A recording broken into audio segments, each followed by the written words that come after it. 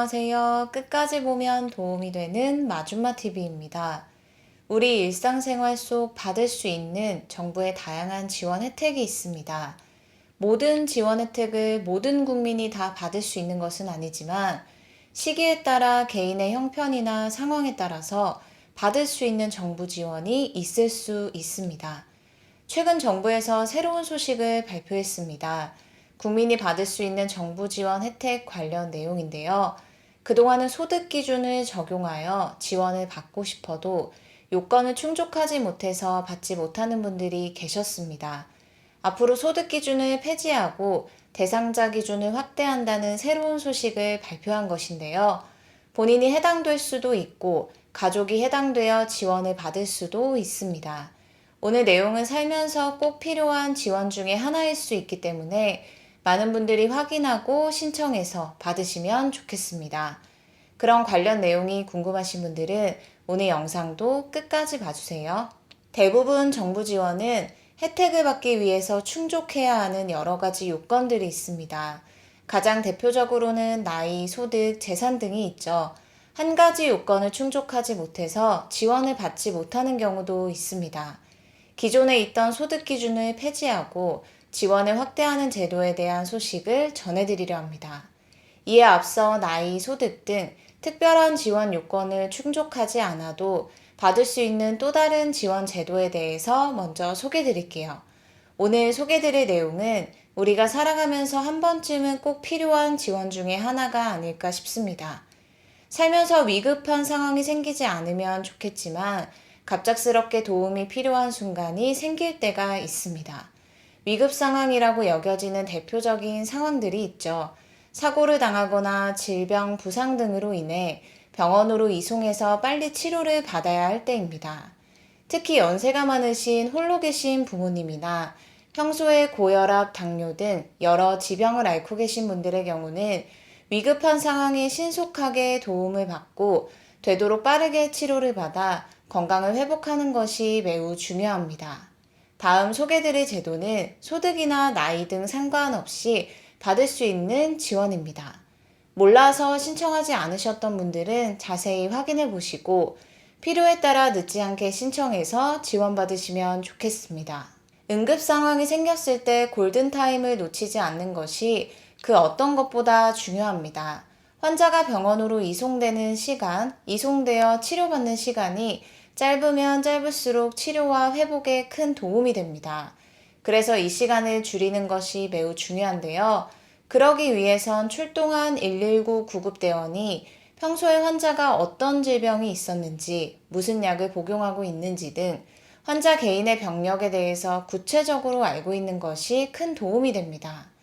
환자가 자신의 상태를 정확하게 설명할 수 있으면 좋겠지만 의식이 흐리거나 없을 수 있고 있다 하더라도 고령이거나 말을 할 수 없는 상황이라면 구급대원에게 자신의 상태에 대해서 충분하게 설명한다는 것이 매우 어렵습니다.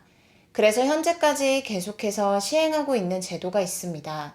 119 안심콜 서비스인데요. 어떤 분들에게는 매우 생소할 수 있는 제도일 수 있습니다. 하지만 실제로 이 제도를 통해서 신속한 도움을 받아서 위급 상황에 적절한 치료를 받으신 분들이 계시기 때문에 잘 알아두시고 특히 홀로 계신 부모님이 계시다면 신청을 고려해 보시는 것도 큰 도움이 될 수 있을 것 같습니다. 119 안심콜 서비스를 신청하면 신청을 하면서 개인정보, 병력, 복용약물, 보호자 연락처 등 중요한 정보를 입력하게 됩니다. 그리고 신청 시 입력한 이러한 정보가 출동하는 구급대원에게 안내됩니다. 즉, 구급대원이 출동하면서 환자 또는 환자 보호자 등이 119 안심콜 서비스를 신청하면서 입력한 정보를 확인하게 되고 질병 및 특성을 미리 알고 출동하여 환자의 응급처치와 병원 이송을 신속하게 할 수 있게 됩니다. 그리고 멀리 떨어져 있는 보호자도 환자의 119 신고 접수 여부에 대해서 알 수 있습니다.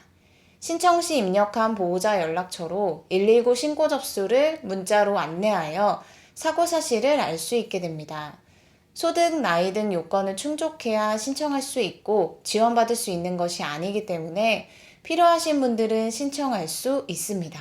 신청은 119 안전신고센터 홈페이지를 통해서 하시면 되고 본인, 보호자, 사회복지사 등 대리인 신청도 가능합니다.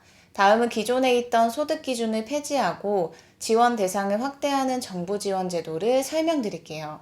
기존에는 소득 하위 70%라는 기준을 적용하여 기초생활수급자, 차상위 계층 등 소득 요건을 충족해야 했었는데요.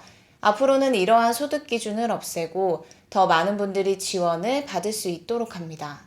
그리고 하반기부터는 지원 대상이 아닌 분들도 지원을 받고 싶으시다면 본인 부담으로 서비스를 이용할 수 있도록 제도가 개선됩니다.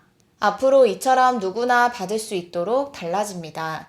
119 안심콜 서비스처럼 안전에 관해 받을 수 있는 국가 지원 혜택입니다.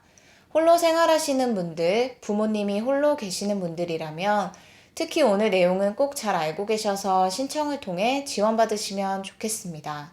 소득 기준을 폐지하고 앞으로 홀로 생활하는 만 65세 이상 어르신과 장애인 분들은 응급 안전 안심 서비스를 신청하고 지원받을 수 있습니다. 작년 24만 가구가 지원을 받아서 15만 5천여 건의 응급 상황에 신속하게 도움을 받아서 화재나 낙상, 쓰러짐 사고로부터 큰 도움을 받았다고 합니다.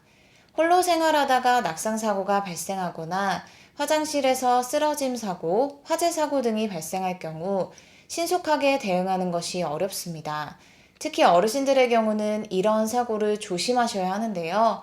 가까운 읍면동 주민센터 혹은 노인복지관에 본인이나 가족이 전화 또는 방문해서 응급안전안심 서비스를 신청하면 집안 곳곳에 응급 상황에 대응할 수 있는 장치를 설치해 드립니다.